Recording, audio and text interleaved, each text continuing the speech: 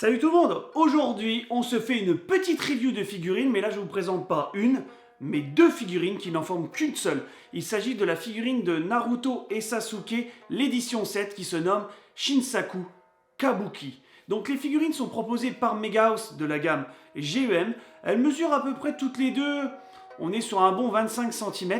Elles sont faites de PVC et d'ABS. Leur date de sortie était le mois de juin 2019 au prix de 321 €. Donc ça revient à la figurine à 160 €.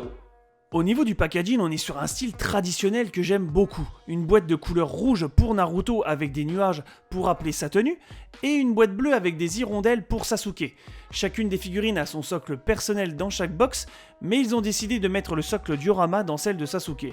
Me demandez pas pourquoi. Après, les box sont assez similaires, avec la présentation de la figurine sur certains angles, et un côté où nous avons une belle illustration du personnage. Mais je te jure, juste en voyant le packaging, t'as envie d'acheter. C'est un truc de dingue, hein, c'est ça qui m'a un peu attiré l'œil déjà avant les figurines. Je suis un pigeon. Ouais, on peut dire ça, ouais. Bah, un bon pigeon même.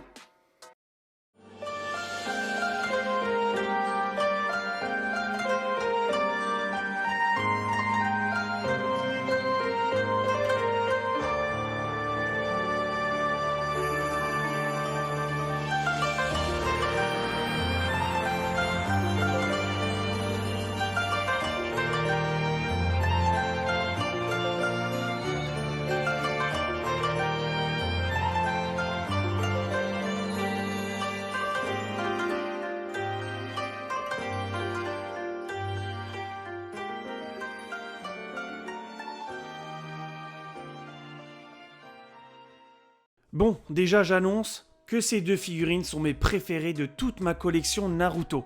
C'était un rêve de les avoir et maintenant qu'elles sont dans ma collection, je n'arrête pas de les regarder à chaque fois que je rentre dans la pièce, donc bravo Megahouse pour cette réalisation.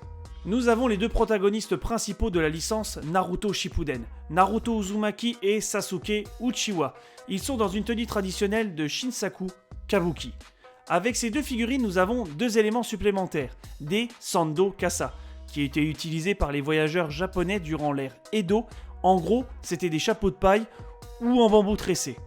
Elles sont maintenues par un petit support qui nous permet de les avoir à la verticale.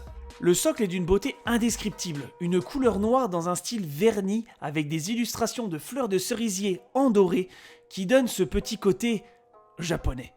Et les figurines sont d'une qualité incroyable. Je suis d'accord, c'est un prix, mais là, il est justifié. Les visages des personnages sont magnifiques. Mais au début, en voyant la boîte de Sasuke, j'avais peur pour son visage. Mais en sortant la figurine, mes craintes avaient disparu. Mais je sais pas, quand j'ai vu le packaging, on dirait que Sasuke, il a attrapé v'là les joues. On dirait qu'il était en période de confinement, qu'il a fait que ça de bouffer. Non mais, je te jure, là on dirait qu'il a des sacrés joues, alors que quant à la figurine, tout est normal. Ou peut-être j'ai un gros problème de vue. C'est peut-être ça.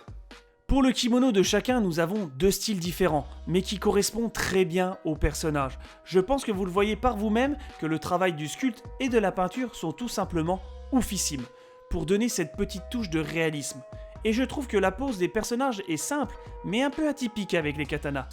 Après, tu as le choix de les mettre ensemble ou séparément, mais moi je choisis la première option, car elle dégage une harmonie, une certaine ambiance.